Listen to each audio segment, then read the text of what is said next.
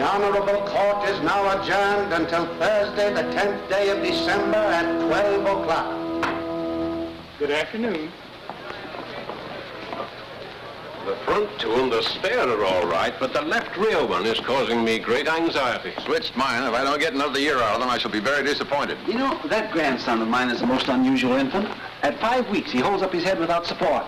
Here, I'll show you a snapshot. Goodbye, Grant. Have a good vacation. Happy holiday, Josephus. Thank you, gentlemen. Thank you.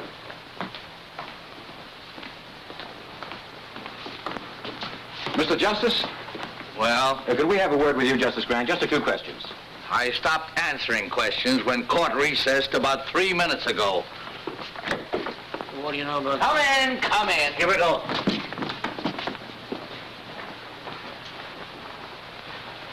Well, gentlemen. Justice Grant, we understand you declined to preside at the Danville investigation. There's some speculation as to your reasons. Well, there needn't be. I've had a long, hard year. I'm tired. I'm going hunting. Miss Gilbert, would you put this in my bag, please? The Gazette referred to you last week as a terrible-tempered Justice Grant. How do you feel about that? I'm flattered. And this too, Miss Gilbert. where are you going for your hunting? Well, there are plenty of ducks and no reporters. Oh. When are you leaving? A moment after you do. Good day, sir.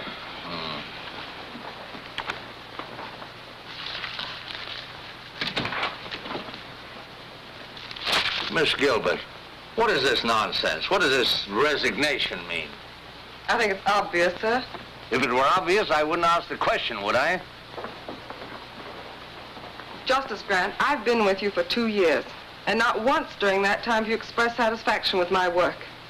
Miss Gilbert, you can learn more law here in a week than you can anywhere else in a year. That's all that should interest you.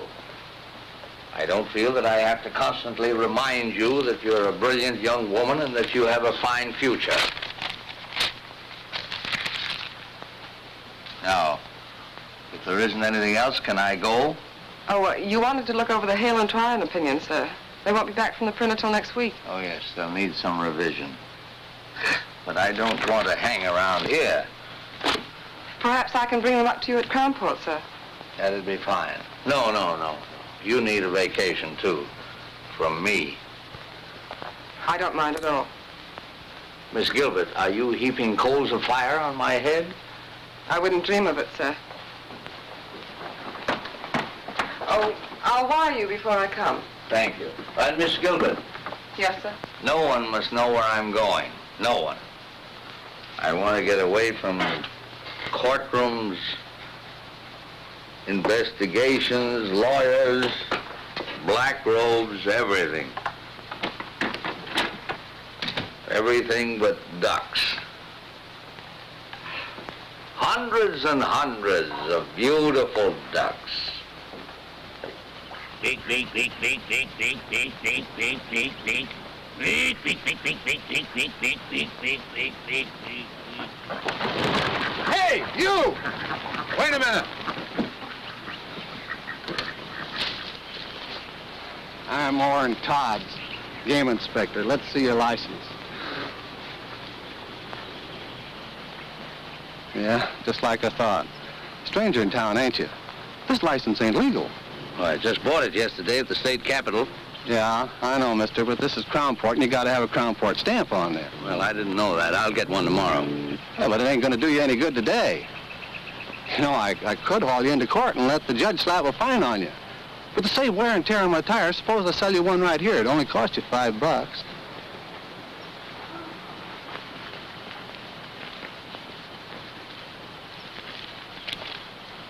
You know, the $5 is just for the stamp. I usually get a little something for my trouble, too. Well, you don't understand. I'm giving you a break, brother. Yeah, I never pay off twice, brother. Come on. Well, look, let me explain it to you.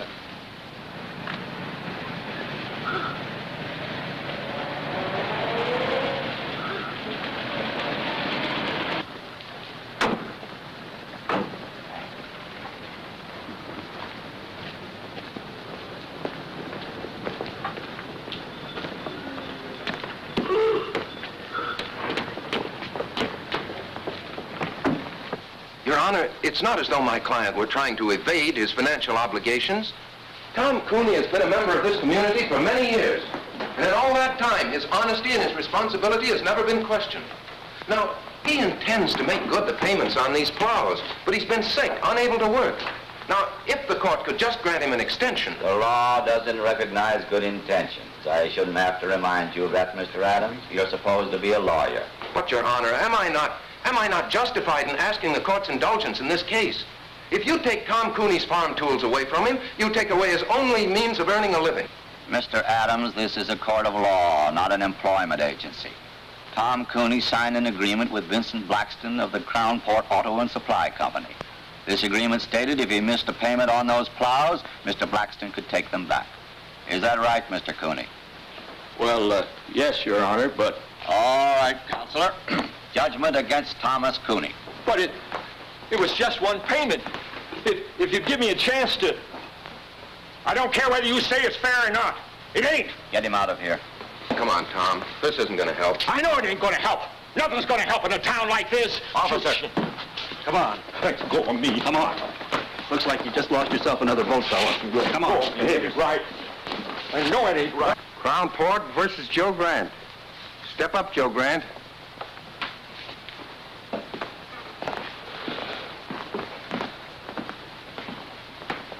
Name? Joe Grant. Shooting ducks without a Crown Port permit. I didn't get a chance to shoot. You were going to. Of course I was, you fool. That's why I bought a state license. We also require a Crown Port license, Mr. Grant. And ignorance of the law is no excuse. $100 or 30 days. Which one of you gentlemen do I pay? The clerk. Should have bought it from me in the first place. Save yourself a lot of dough. I assume that this $100 will permit me to resume my hunting without further interference. Your assumption is wrong. You still need a Crown Port stamp. And an officer enforcing the law is not interfering, Mr. Grant. As a judge, I advise you to be careful of your words. Next case.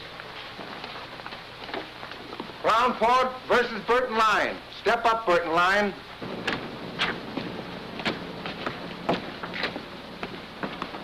Hi, Tom.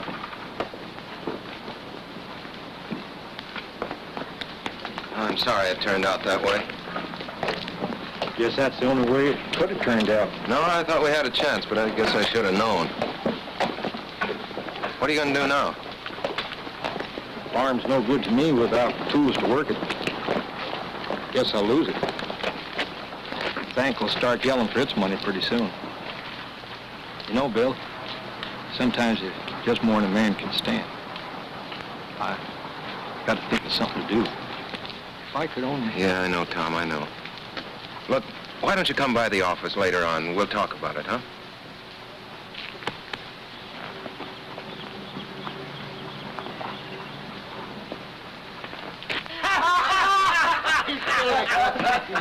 Hello, boys.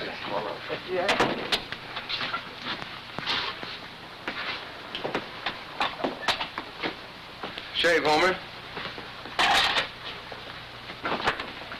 I hear poor Tom Cooney lost his case. Yeah. He'll probably lose his farm now, too. It's a shame.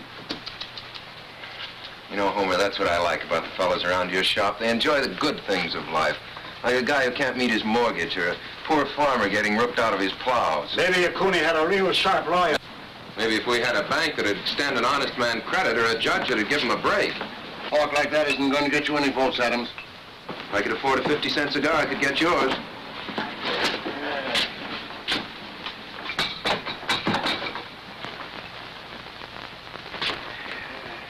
Just the shave. Sure, mister. Stranger in town? Yeah. Aiming to stay long? Long enough to get a shave. Great little town, isn't it, old-timer? Yeah, Judge Harkley really gave you a welcome, didn't he? And our constable, Orrin Todds, that's Homer's cousin. He's all law and order. Regular minute man, isn't he, Homer? How many minutes did it take before he tried to shake you down? It's a shame. Ever notice how a fellow who can't make a living in a town always tries to run it down? You know Mr. Grant, isn't it? Yeah. Mr. Grant, might be fun to bust up one of the constable's little rackets. How about being a guinea pig? Let me turn this into a test case. Mister, there ain't a case this ambulance chaser wouldn't take. There was $2 to vote in it for him. How's it, boys? How's it, Mr. Mayor? Much of a wait, Homer? Wait in a minute, Mr. Mayor. Hello there, my worthy opponent. I'm sorry about Tom Cooney. I hope he doesn't go to pieces over this. Well, he's really got something to go to pieces over. You know, it's a funny thing about some fellas. No matter where you put them, everything goes wrong for them. Hiya, Tom. You looking for me? I'll be with you in a minute. Yeah. Look, Tom, Mr. Mayor, if there's anything I can do for you, if you're in need of a little ready cash or something... I don't want charity. I just can't change the law, Tom. You're the mayor. But I'm not a nursemaid to every man in town who can't take care of himself. All right, Cooney, that's enough. Now beat it. Keep your hands off. let him alone, Blaxton. Oh. No, don't. This is all my fault.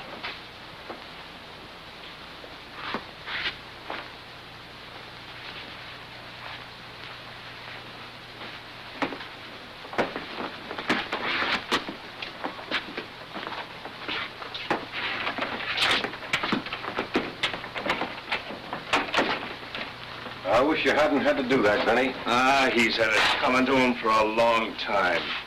That boy is turning into an awful radical. You could tell that by the speech he made accepting the nomination. Well, that kind of talk is never going to make a mayor a crown port. That's too bad. Nothing I'd like better than to see some bright young fella come along who could take my place. But Bill Adams... Take a man to fill your shoes, Mr. Mayor.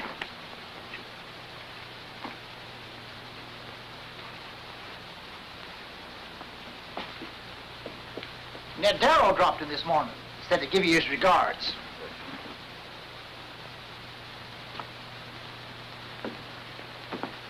What's my bill? Just a shave? Yes. 50 cents. Hey, mister, I said 50 cents, not a quarter. Guess you made a mistake, friend. No, you made the mistake, friend. You picked the wrong customer that time, Homer. First fella in 10 years ever flipped a bash on me.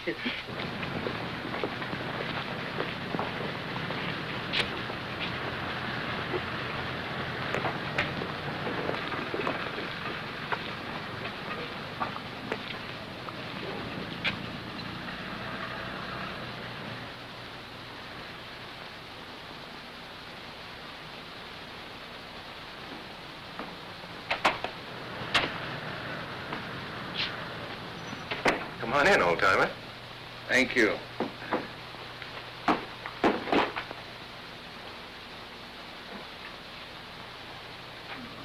Well, you interested in boats?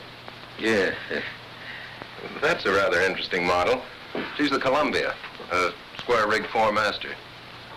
Nice work. Oh, and here's a nice one. This is a barkentine. Form a square rig, the other mast fore and aft rig. Rather unusual. For sale? Oh, no. No, they're not that good. It's only a hobby, just for fun. I see you're running for mayor. Yeah. Sort of a hobby, too, just for fun? No, not quite. Mayor Connison, you saw him in the barber shop. Oh, he and his boys have been running this town for a long time. Make it pretty tough for anybody who comes up against them. Yes, I gathered as much. Well, a lot of people have been getting tired of it. I haven't much time myself. The Army's going to grab me in a couple of months, but I thought I might at least get the ball rolling and for once give them a fight. But not too much of a fight. Something you wanted to see me about, Mr. Grant? In the barber shop, Mr. Adams, you mentioned the fact that you might like to make a test case of my fine. Were you serious? Yes. Yes, I think you've got a case. You do? How would you go about it? Well, we'd, Of course, the law requires a stamp. I didn't have one. No, but I think I could work out an appeal. An appeal? On what grounds? Was the fine illegal? Oh, no, they had a right to fine you. The fact that I was unfamiliar with the law? Oh, no, that's no excuse, obviously. Obviously.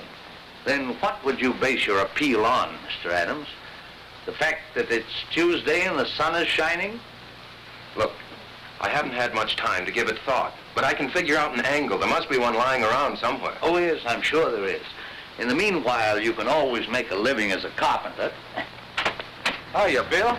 Oh, you busy? No, Charlie, come on in. Mr. Grant, Charlie Craig, my campaign manager. How do you do, sir? Hi. Any new votes, Charlie? About enough to fill a dog's ear. Say, I just heard about Tom Cooney. Yeah, he's taking it pretty hard. I signed the same kind of note he did, so it don't look so good for that tractor of mine either. You couldn't get me a couple of weeks postponement, could you? I'll try, Charlie, but there's no use appealing to Blaxton, not with the way he's got his business set up. His hopping on my tail wouldn't burn me if I hadn't had so much trouble with that tractor. Every time I needed a spare part, I had to send for it myself. Blaxton never carried them in stock. Did Blaxton promise you such service?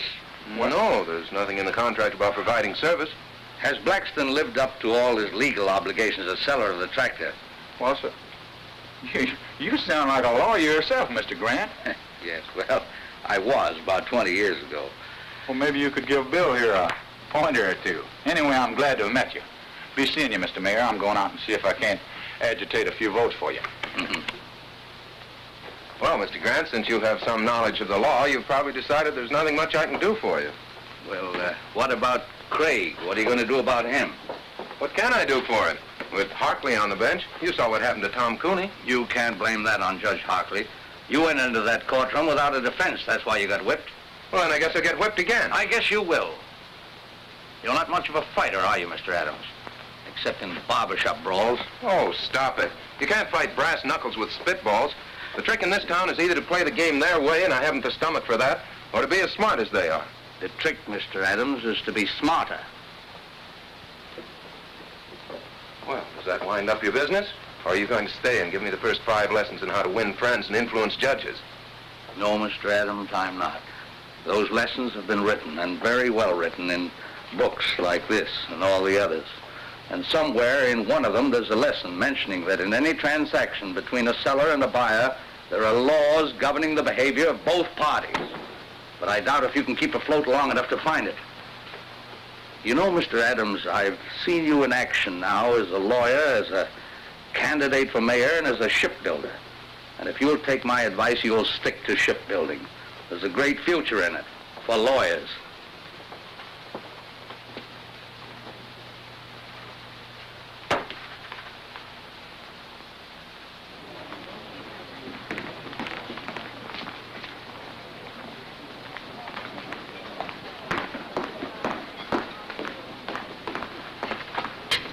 Excuse me, sir, for breaking in like this, but I think I found it. Yes, that covers it. You said you hadn't practiced law for 20 years. Imagine remembering a thing like that. Have you had dinner, Mr. Adams? No, thanks, not hungry. I think this will cover it. It should work, but I've been battered down by those guys so often, I guess I haven't too much confidence. How long have you lived in Crownport, Mr. Adams? 28 years with time out for college and law school. Never established residence in any other state? No. You're sure of that? Well, of course. Well, we went to Mexico for a few months when I was 7, but... Did you file an income tax return for 1939 and 40? Well, sure. I didn't pay anything in 1940. I didn't earn enough, but I filed a return. And your figures were honest, correct, and would bear investigation? What? Why, of course they were. No, you're getting nervous, Mr. Adams. I'm not nervous. I'm merely trying... Yes, you are. You're flustered. You're raising your voice. Well, why shouldn't I raise my voice? You've as good as accused me of falsifying my income tax. I've accused you of nothing, Mr. Adams. Now, look, I don't know what you have on there, but I want to tell you that... Take a look.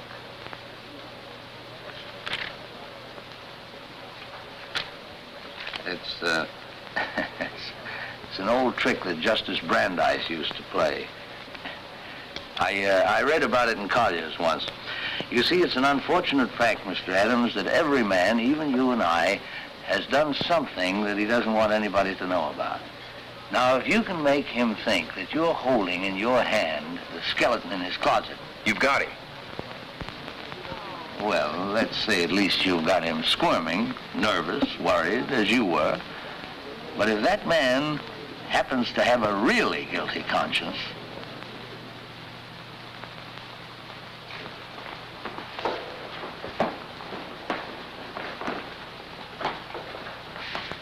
is Vincent Z. Blaxton? Yeah. Tell me, Mr. Blaxton, what does the Z stand for? Do I have to answer that, Your Honor? What can be your objection? Surely you have nothing to hide. Well, the Z stands for Zephyr. It's a family name. Zephyr means a little wind, I believe.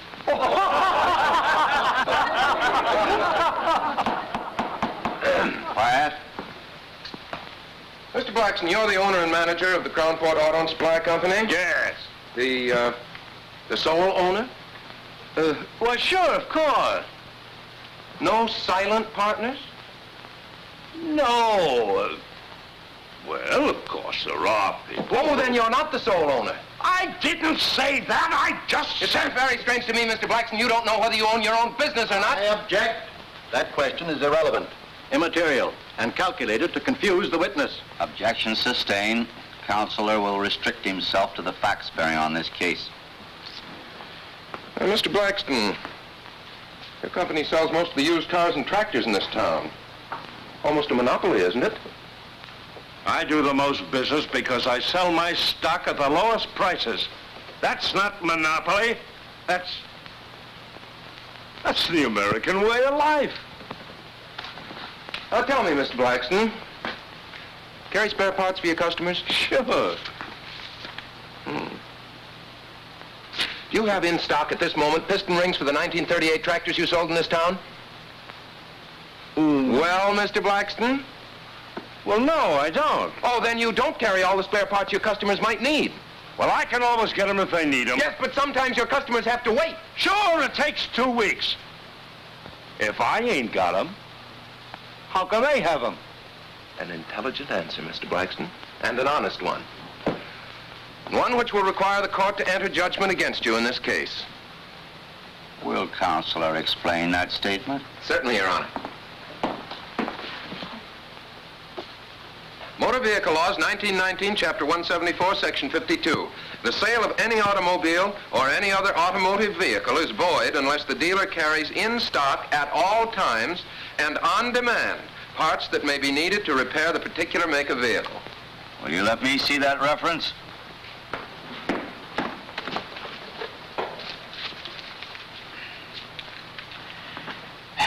Counselor would seem to be correct.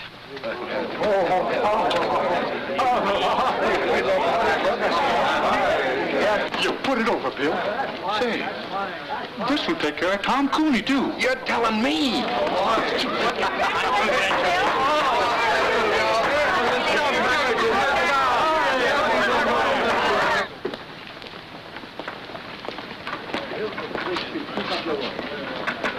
Mr. Grant. I thought you were going hunting. Well, all the ducks are inside today. I see you winged a couple yourself. Oh, of course, it's nothing really big. Oh, who am I kidding? I'm so tickled I feel like a combination of Superman and a member of the Supreme Court. Really, I don't know how to thank you, Mr. Grant. Oh, no need to, my boy. First time I've enjoyed a courtroom in years. Hey, thank you, fella. You know what this stuff is? No, Mr. Grant, he wouldn't. William, this is American money. Good old folding money. You know what you can do with this stuff? You can buy things that you need. You get it? Yeah, but what I don't get is where you got it. Well, seeing Blaxton get trim, warm some hearts, and unloosen a couple of purse strings. The boys have kicked in for your campaign fund. You know what we're going to do with this beautiful stuff? We're going to get some posters printed, great big ones. The kind that look you right straight in the eye and follow you around.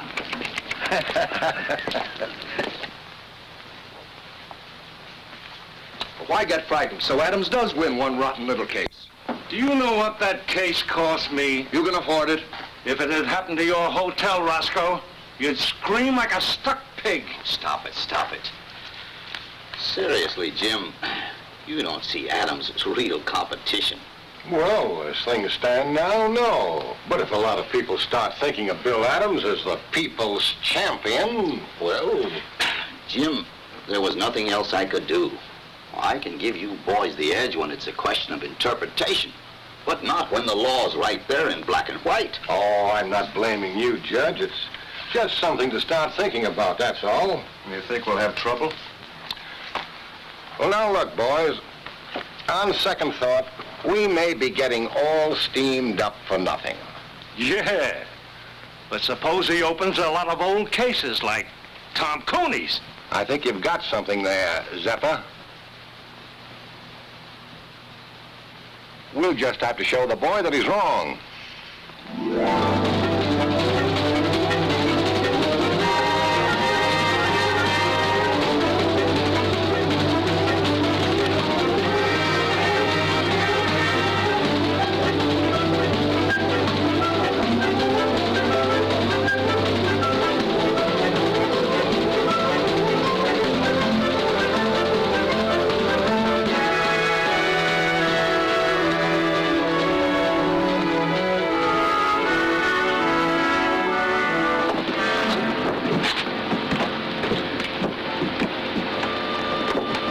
Miss Gilbert?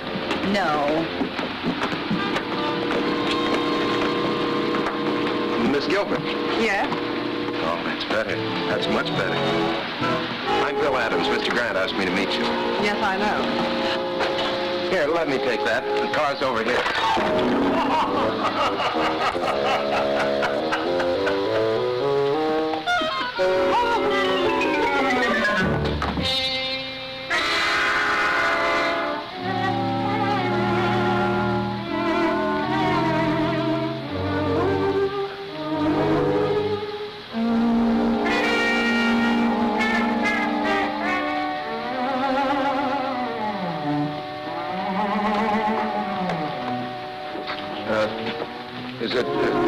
Do you think we should try to scoop some of that up? No, I guess not, huh? Well, everything seems to be under control, but... Would it be all right with you if we went to your car now? The car? Oh, no. No, yes. Right here.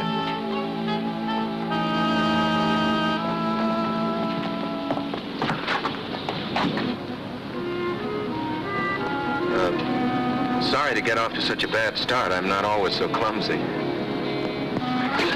Oh, my hat! Oh, don't worry. We'll get it.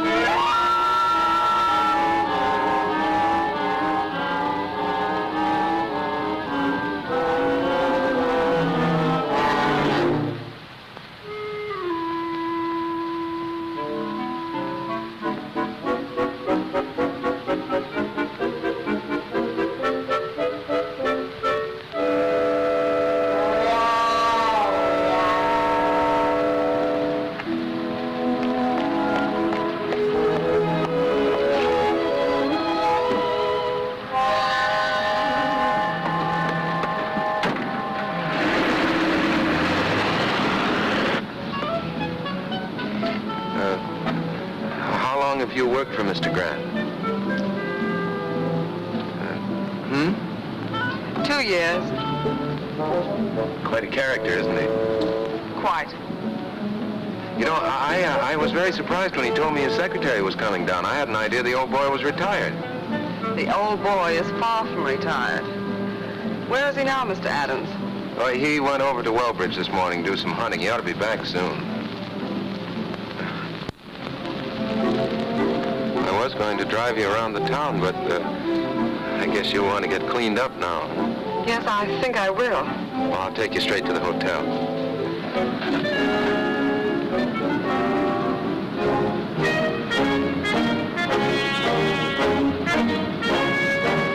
You are running for mayor? Mm-hmm. Surprised? That's putting it very mildly, Mr. Adams. Well, make the most of it, lady, because that's likely to be the only surprise you'll get in this town.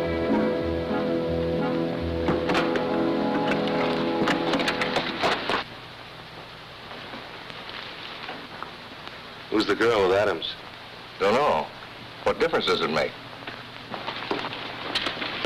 I'd like a room, please, by the day. No baggage? Well, she's This is just all here. right. I don't register women without baggage in my hotel. Henry, show this lady out. But you don't understand. Yes, I do. Why, you...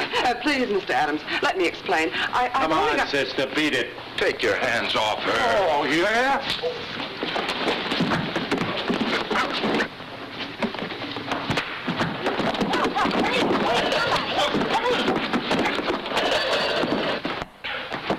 Nice work, pal.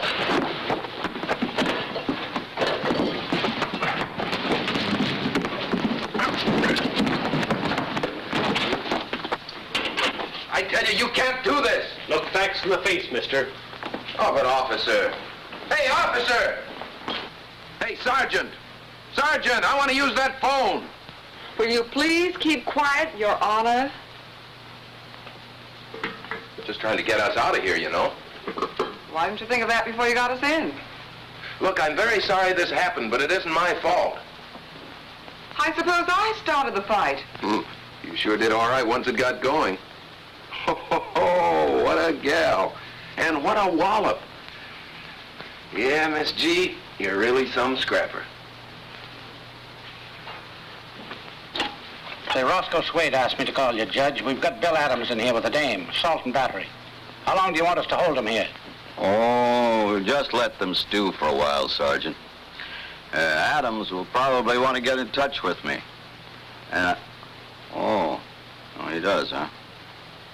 Well, I'm out of town. You can't reach me anywhere. That's right. Overnight.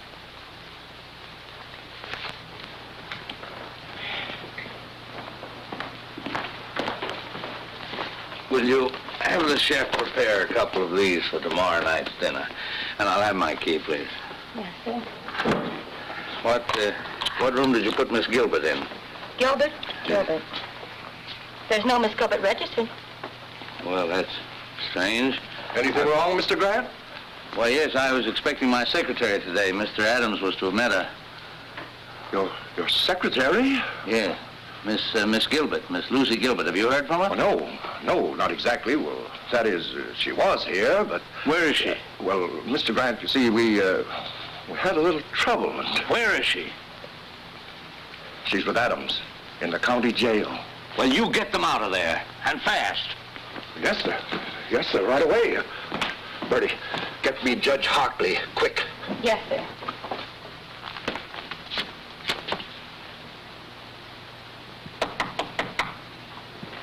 Come in.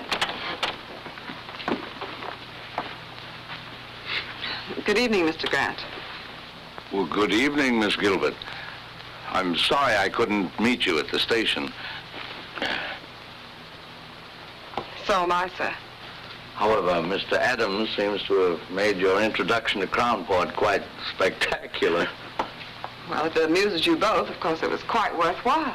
I'm sorry. Sit down, Miss Gilbert. You seem tired.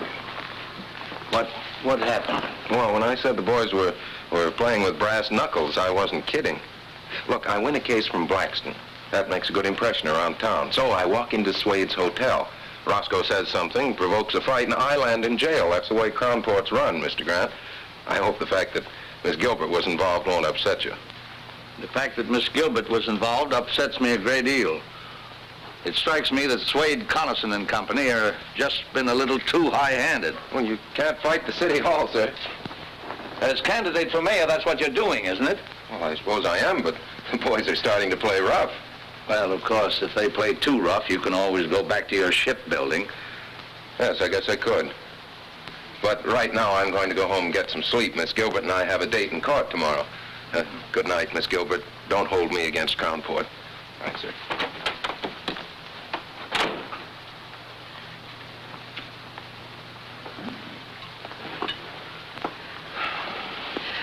Your notes, perhaps you'd like to go over them. I gather somehow that you're not very much drawn to Mr. Adams. My personal reactions to him aren't important, sir. Well, I wouldn't be too hasty. He attracts too much trouble. He certainly does. His whole approach is wrong. He shuts his eyes and wades in and slugs. But he has good stuff. Do you think it wise to get involved with his problems? After all, you are on your vacation. Oh, I'm not involved. I'm just trying to give the boy a push. Come in. May I turn your bed down, sir? Oh, yes, certainly. Good night, Mr. Grant. Good night. Oh? Oh, I'm all right. Good night, Miss Gilbert.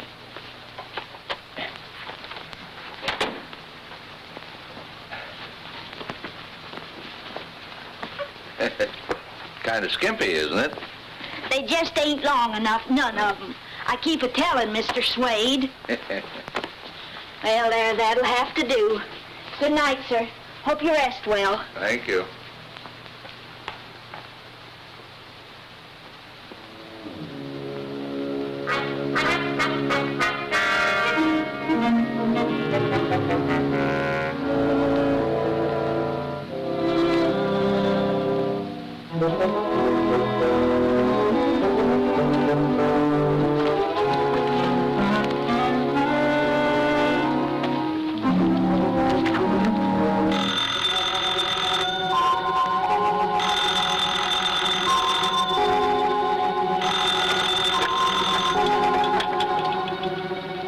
Wrong number. Mr. Adams, wake up. This is Mr. Grant. What? Wait a minute. Yeah? You want me to what? I said get into your clothes, get 2 yardsticks. Yardsticks. Come right over here and register for the night at the hotel. I'll tell you all about it when you get here, but get here. Right.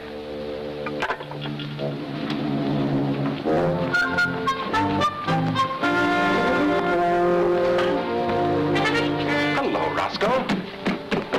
Give me a single room next to Mr. Grant's. I'll pay in advance.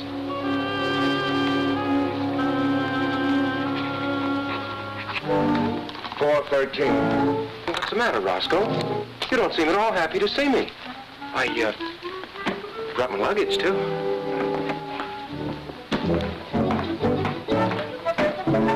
Why should he sleep here with yardsticks? He's got a place of his own.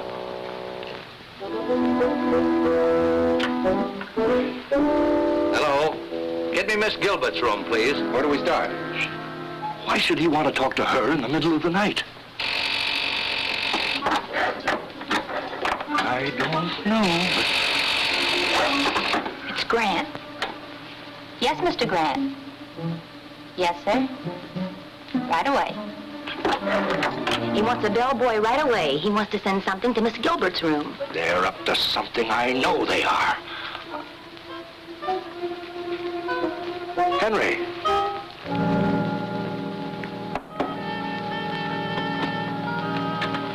Take this yardstick to Miss Gilbert. Yes, sir. Mr. Swade said with his compliments. My compliments to Mr. Swade. I don't eat fruit.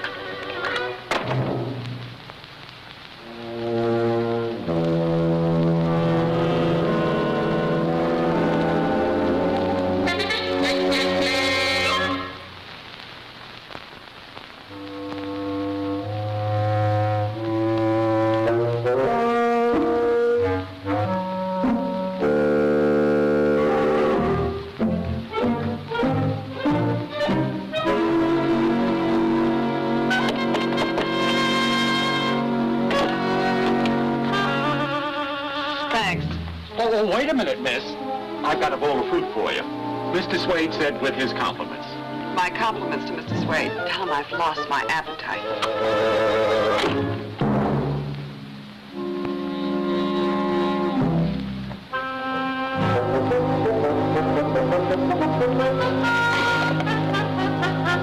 I couldn't see nothing. They blacked out the rooms. Number 3. Now she's calling Grant. Yes, Miss Gilbert? 7.5. Same here. And the other? 2.5. That does it. Maybe it's a code. Oh, don't worry, Roscoe. I'll be back.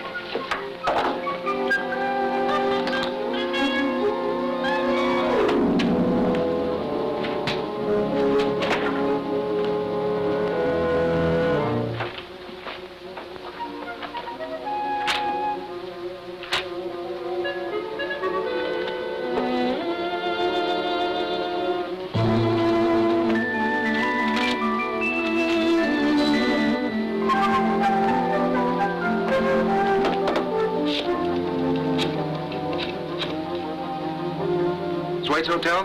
Give me Mr. Grant's room. Mr. Grant, you were absolutely right. It's 9 and 2. Yeah, I'll be back in a minute. Oh, I think Mr. Swade's going to be a little sorry tomorrow that he's bringing those charges against us.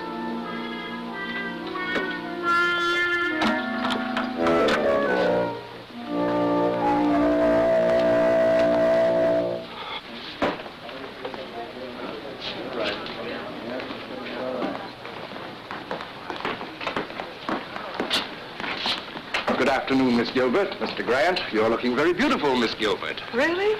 I didn't sleep at all. Probably nervous exhaustion due to the unfortunate experience you underwent yesterday. Ever spent any time in jail, Mr. Swade? Ever been sued for false arrest, Mr. Swade? Miss Gilbert, I've made up my mind to drop the complaint against you. Well, what about the complaint against Mr. Adams? He spent a few hours in jail, too. You've got nobody but yourself to thank. You started it hitting Henry. I'll forget you hit me. He didn't hit you. I did. Well, I'll forget that, too, but... But 6 hours in jail is something I won't forget, Mr. Swade. I think $5,000 damages would be about right, Counselor, don't you? Well, I had thought of 10, but... No, I think 5 is enough. Oh, don't worry, Mr. Swade. I'll see that the money goes to a good cause. I'll invest it in war bonds.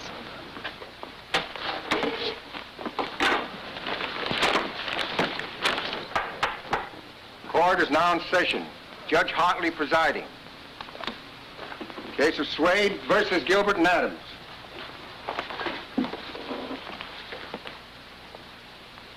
Judge, I move you throw my complaint out. The complaint against Miss Gilbert? Yes. Adams, too. We settled it by ourselves. Both of them, huh? Yeah. Wow. Case of Swade versus Gilbert and Adams, dismissed. You can thank Miss Gilbert for getting you off so easy. Thank you, Lucy. Oh, Roscoe.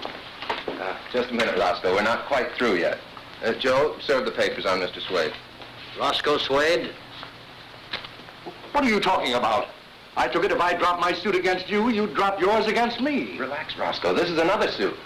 Your Honor, I find that in the management of his hotel, Mr. Swade is in violation of several important laws. Oh, what are the charges? I've brought the evidence with me, Your Honor.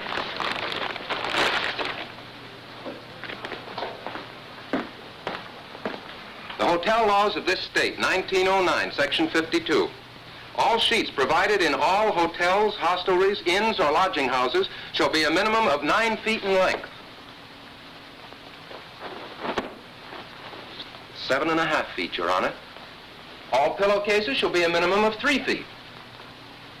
2.5 feet, Your Honor. There should be a minimum distance between all twin beds of 2 feet.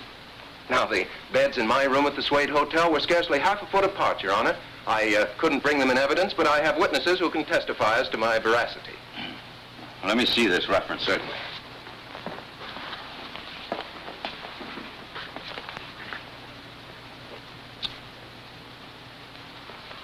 You'll be sorry for this. You wait and see. Will the court warn the defendant that threats and intimidation are punishable by law? Quiet, Mr. Swade. And don't you tell me how to run my court. The law provides a fine of $50. For each offense. Are you prepared to face these charges at the present time? Yes. You plead guilty? Yes. And pay the clerk.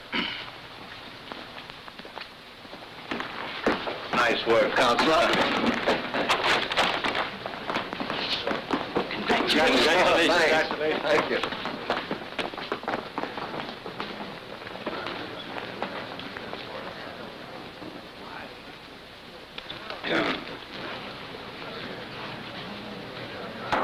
Half-hour recess.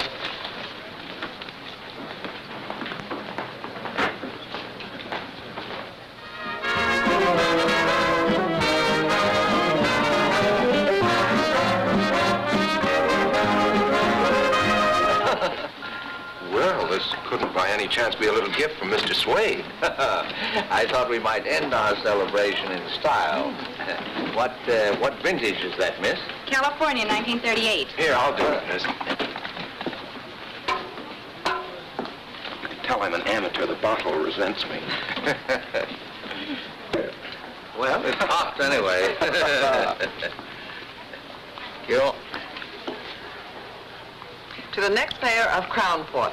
Yes, who's learned to use his head and his law books. Well, to my routing section. I think you're on the right track, Counselor. You keep the Connisons busy on the little things, and they won't have time for the bigger ones. Neither will I. Well, I think I'd like to do a little hunting in the morning, if you can keep your life fairly quiet for one day. Well, I'll try. Lucy might keep an eye on me. That'd help. I'll be responsible for him, sir. Starting with breakfast.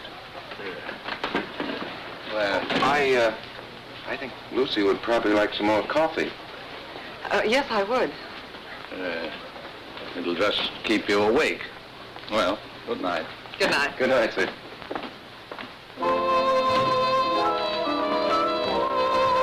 More coffee?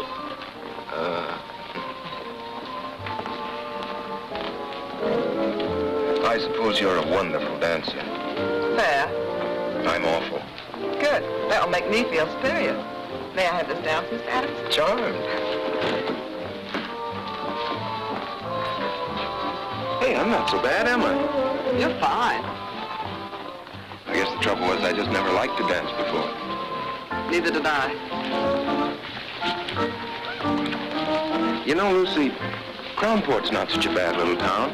It's got a lot of nice people in it. You've just seen the worst side of it. Like you?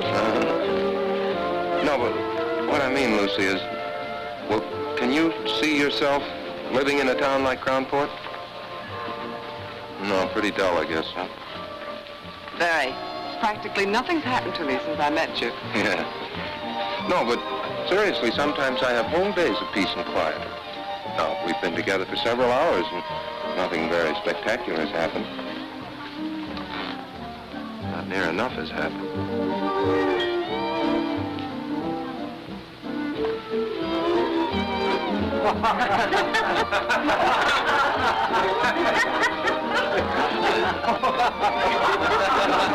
Let's get out of here. Sorry. Sometimes we have whole days of peace and quiet. Good night, Mr. Adams. Oh, that date for breakfast still stands. Good night, Bill.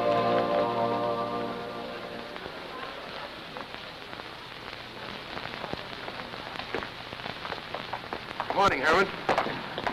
Well, goodbye, Mr. Adams. Oh, no. Oh, no. Mr. Grant said you were to look after me today. And what he says goes. He's your boss, you know. Well, I've had breakfast with you. Oh, yes, but I need much more looking after than that. Much more. What the? Wait, Bill. Hey! I've been trying to find you. Look. Hey, what's going on here? What do you think you're doing? You're being evicted. Here's your notice. Come on, boys. Don't take all day. Okay, boss. Because of the lumber I keep around, the place has attracted termites. How do you like that? It's fantastic. Look, can't you just wait until I call Ridges and get this thing fixed up? Sure. You can call him in Swade's office, but it won't do you no good, pal. He signed the notice himself. Okay, fellas, lift it. Yeah, but at least you can leave my stuff here until I can get another office. Sorry. Orders. Well, what difference does it make to you?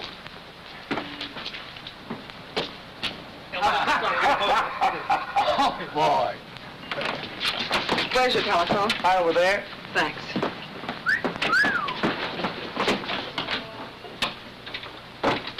Listen, will you stop reading me the Constitution? I'm just following orders. All I'm asking you to do it. Hello? Hello, is this the Andrews building?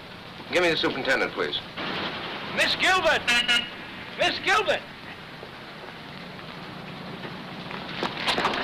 I've been looking for you, Mr. Grant. They're evicting Bill. Evicting Bill? Why, what happened? Oh, something about termites. Well, yeah, just drop my things at the hotel, will you? Now, tell me. Who's responsible for this? Seems that Roscoe Swade has a pal named Hart Ridges. Happens to be my landlord, also happens to be one of Connison's boys. Oh, so Roscoe gives Hart a call, and here I am. Don't worry, though. I'll get another office. Hello. This is William Adams. Yes, I want to rent an office. What? Oh, no vacancies. Can't we do something, Mr. Grant? Well, I don't know. Wait a minute. Be careful of those.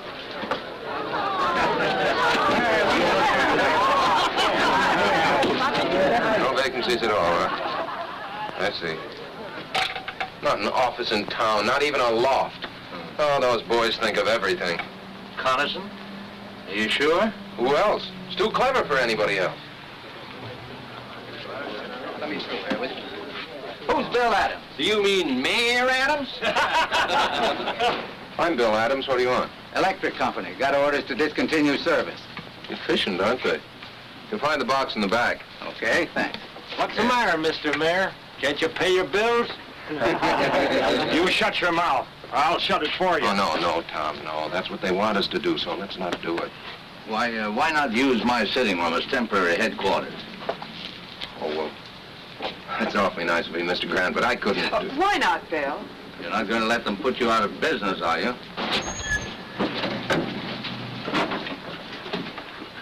Where's Bill Adams? Oh, Mr. Mayor, you got more company. Hey, Willie, bring out a couple of more chairs. I'm Adams. What do you want? Compliments of the mayor. He thought you might need some help.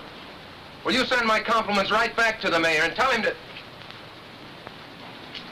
You tell Mayor Connison I'm staying right where I am, out on the street. And before I'm through, I'll have him out here with me. Get a soapbox. You bet I'll get a soapbox. And if Connison wants to know what I mean, tell him to come down here and I'll try explaining it to him personally. Ladies and gentlemen, please, just give me a few minutes until I get my new office set up. William, you mean right here on the street? Sure, why not? We'll hang my shingle on that lamppost. Bill, they'll get out in the junction. You won't be here 2 hours. I know that, sir. But this time Connison's gone too far. He's giving me more publicity than I ever dreamed of. I may be here only an hour, but it'll be a good one. I'll get you an office. Now, keep out of trouble. I'll be back in a few minutes. Oh, now, is this about right for the desk? Oh, no. I think it should be catty-corner. Okay, ladies on the ball. Oh, here, let me take those. Watch this. Oh, yeah. Excuse me.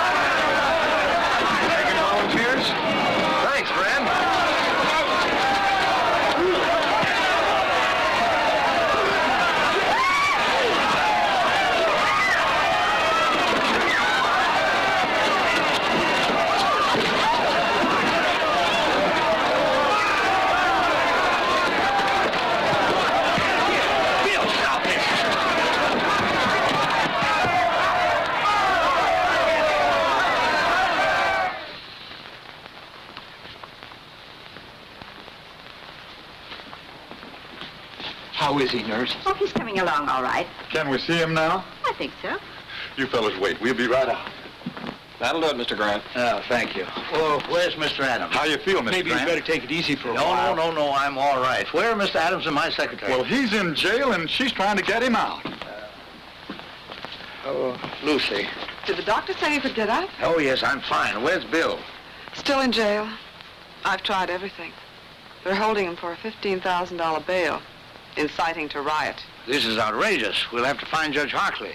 We've tried to.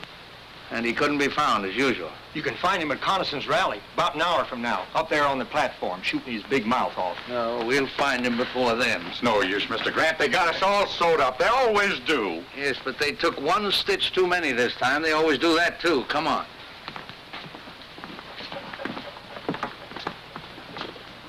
Do you think you should? I've got to get the boy out of jail. I'm glad you feel that way, sir. Yes, well, let's not keep Judge Harkley waiting, huh?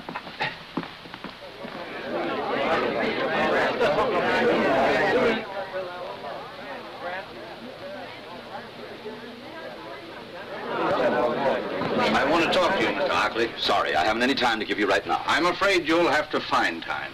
See here, you... Judge Harkley, acting on my rights as a citizen, I demand that you swear out warrants for the arrest of Ridges, Swade, Blaxton, and Mayor Connison.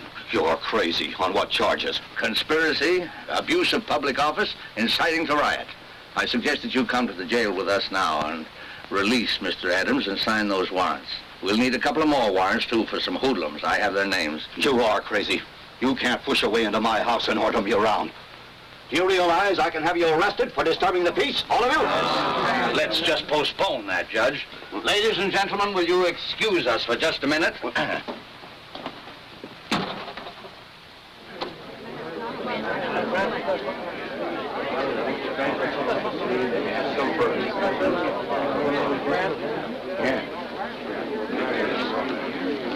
Ladies and gentlemen, I have persuaded Judge Harkley to change his mind. He has kindly consented to release your candidate in time for the rally tonight. Are you going to tell Bill how you got him out? No, that's not necessary. What's the deal, Mr. Grant? You know something about him? No, on the contrary, he knows something about me.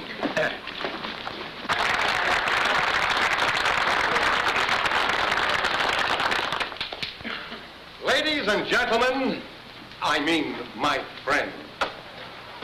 For a long time, I've been hoping a man would come along, a young man, because like I always say, the future of our great country belongs to the young folks who could take over and give us old folks a chance to sit back and take things easy. Well, this year I said to myself, Jim, maybe this Bill Adams is the fella. But he dashed my hopes and prayers to the ground. I saw that he's not the man we've been waiting for, that he's nothing but an agitator, a troublemaker, stirring up neighbors against each other. He said he'd be here tonight. I wish he was. I hoped that when I got up to talk, he'd be here on the platform with me to debate with me the issues so close to our hearts.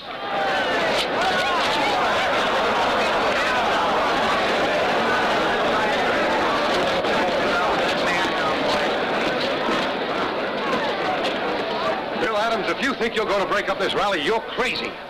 Did you let him out?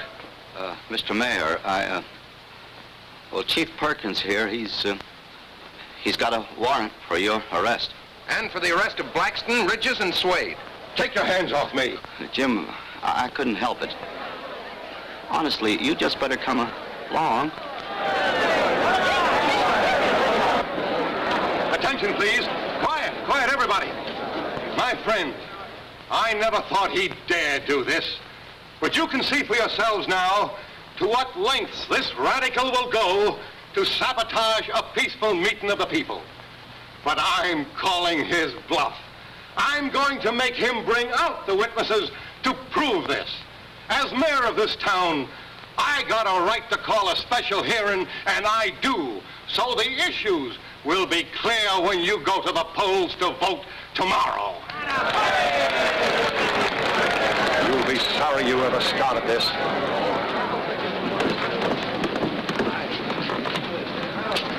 Better remain with us, Mr. Harkley. We wouldn't want you to prejudice the mayor's testimony. Any place there, folks.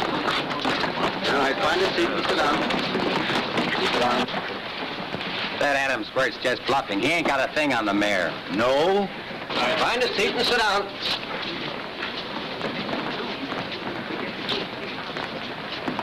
Mr. Grant, I still don't understand.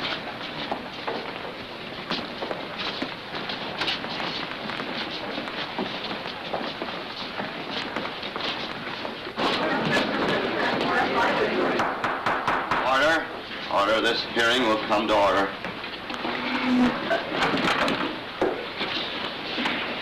Judge Harkley, my friend, I'm not on trial here. Bill Adams has made accusations against me.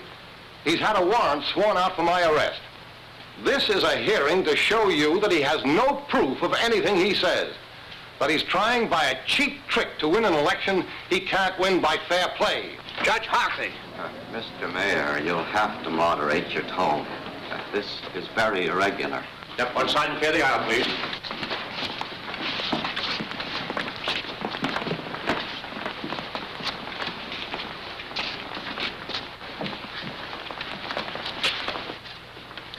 Mr. Connison, it's true that you are not formally on trial here. You asked for this hearing. You demanded by what right we had you arrested. We're here to tell you and to accuse you of conspiring against men who honestly oppose you, of inciting a riot with reckless disregard for human safety, of abusing the office to which you have been elected by the people of this town.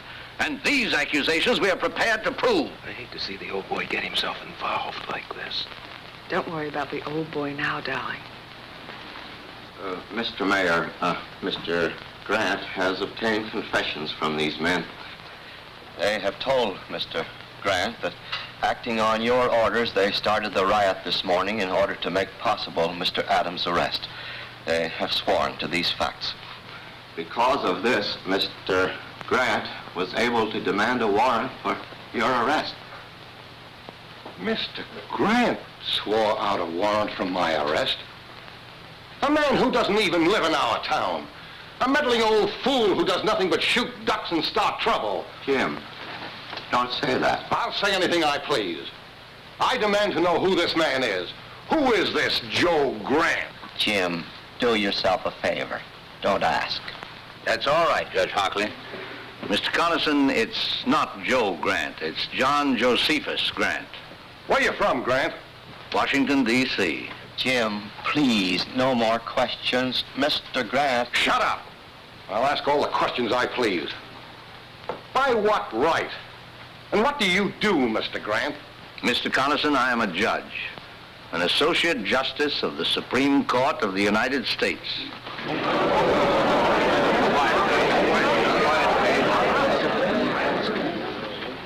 Mr. Connison, you have asked by what right I've interfered in this situation. Do you still want an answer? Justice Grant, would you care to? No, thank you. Phil! Oh, just throw some water on him, Lucy. He'll be all right.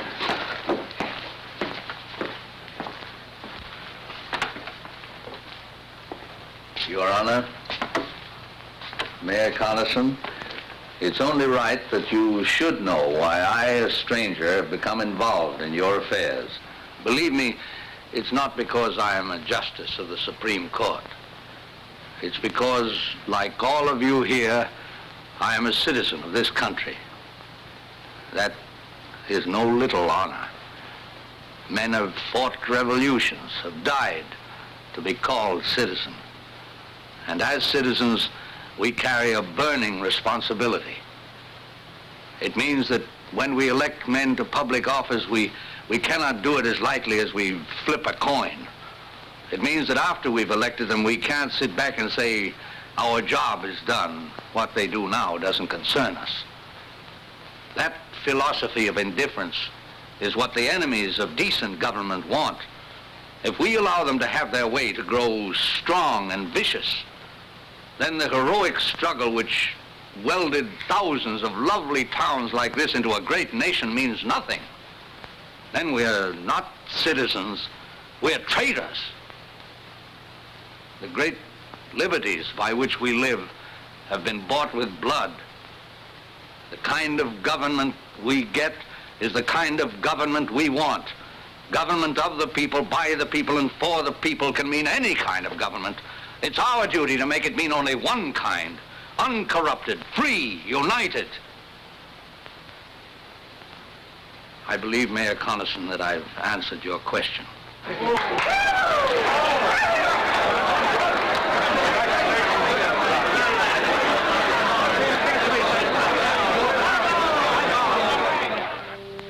Now, as soon as court adjourns, I'll meet you back here in my chambers. Oh, what's the matter, Mr. Justice? You seem nervous. Oh, no, not at all. How about you, Mayor Adams? Have you the ring? Do you know your lines, sir? Well, I ought to. I stayed up half the night learning them.